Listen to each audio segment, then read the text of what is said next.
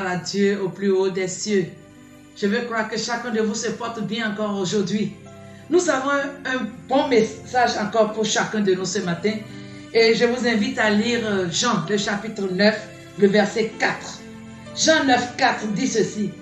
Il faut que je fasse, tandis qu'il est jour, les œuvres de celui qui m'a envoyé.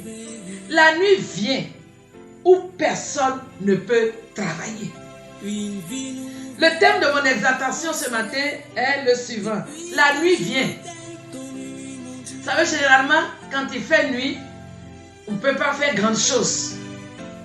On arrête de travailler. Cette déclaration de Jésus nous amène à réfléchir sur 3 sujets importants. Et nous allons retenir ces leçons pour notre vie chrétienne. Dans cette déclaration, Jésus dit, il faut que je fasse, tandis qu'il est jour. La première réflexion ici est la suivante. Jésus était conscient de sa mission. Il avait une idée claire de ce pourquoi il est venu sur terre. Il savait exactement qu'il est venu pour une œuvre bien précise. Et de cela, nous allons tirer une leçon pour nous. Toi et moi, est-ce que nous avons toujours une idée claire de ce que le Seigneur attend de nous? Une mission claire. Est-ce que nous avons vraiment cette idée claire? C'est pourquoi le Seigneur nous a amenés dans cette église. Est-ce que tu sais pourquoi tu travailles dans cette entreprise? Est-ce que tu sais pourquoi Dieu t'a mis dans un tel foyer? Est-ce que tu sais pourquoi tu te retrouves dans ce quartier?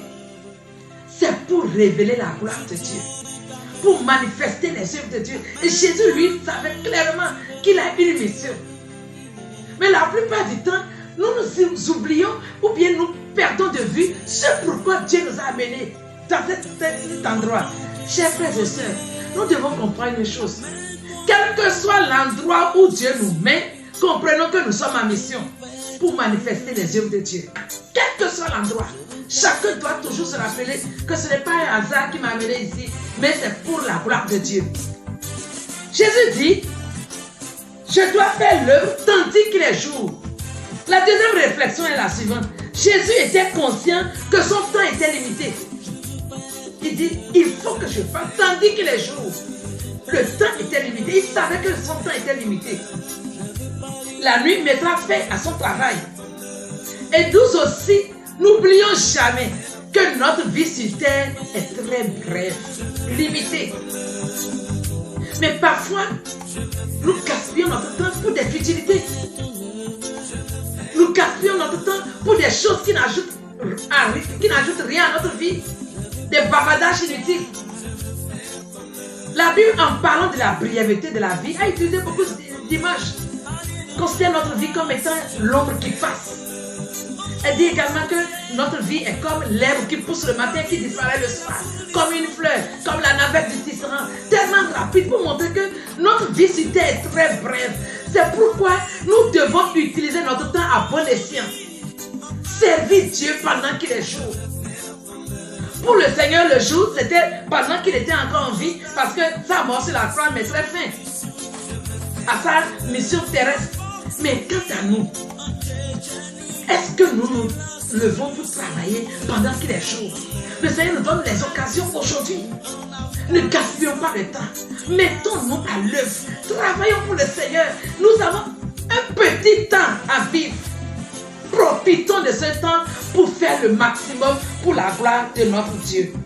Et troisième réflexion, Jésus dit, la nuit vient où personne ne peut travailler. Pour Jésus, la nuit, c'était sa mort sur la croix. Il n'allait plus continuer à travailler. Mais pour nous, la nuit peut représenter beaucoup de choses. Aujourd'hui, j'ai mes 2 jambes. Demain, je peux perdre mes jambes, ça peut arriver. C'est la nuit, une forme de nuit qui est tombée. Je ne peux plus faire ce que mes jambes pouvaient faire. J'ai la santé aujourd'hui, demain je peux la perdre. C'est une forme de nuit qui arrive ainsi. Tu as un travail aujourd'hui, demain tu peux perdre ce travail. C'est la nuit qui vient. Aujourd'hui tu es jeune, tu as de l'énergie. Demain la vieillesse peut te rattraper. C'est la nuit qui tombe et tu ne peux pas faire certaines choses. Tu as des opportunités aujourd'hui que demain tu peux perdre. La nuit est tombée quelque part. Cela veut dire que pendant que nous avons l'occasion, profitons-en pour faire l'œuvre de Dieu. Ne remettons pas à demain ce que nous devons faire aujourd'hui. Je vais enfin vous dire ceci. Une œuvre repoussée à demain peut devenir une œuvre jamais accomplie. Parce que tout le temps, il y a demain. Et finalement, on perd des opportunités pour le faire. Pourquoi nous méditons ce passage ce matin? Si nous suivons de près l'actualité, chers frères et sœurs, et que nous avons le regard spirituel, nous allons comprendre que la nuit est en train de tomber sur notre monde. Les ténèbres envahissent notre monde peu à peu. Et bientôt la nuit va nous surprendre. Et qu'est-ce que nous allons dire au Seigneur? C'est pourquoi je nous invite ce matin que chacun à son niveau se lève résolument à servir le Seigneur. Courons avec l'évangile. Pressons-nous avec la parole de Dieu pour sauver un grand nombre de personnes. Mettons-nous à l'œuvre. Chacun de nous a quelque chose à faire. La nuit vient. Bientôt sera la nuit. Tu ne pourras plus rien faire. Et ce sera trop tard. Et qu'est-ce que tu pourras dire au Seigneur? Puisse le Seigneur ouvrir nos yeux spirituels ce matin. Et que chacun puisse à son niveau se dire, il faut que je fasse tandis qu'il est jour les œuvres de celui qui m'a envoyé. Puisse cette semaine soit une semaine de réflexion et que chacun de nous puisse analyser sa manière de servir Dieu. Est-ce que tu le fais comme cela se doit? N'y a-t-il pas des occasions que tu laisses passer? La nuit va te surprendre et ce sera trop tard. Que le Seigneur nous aide à nous mettre résolument à l'œuvre de Dieu. Que Dieu vous bénisse. Shalom. Agréable semaine à tous. Amen.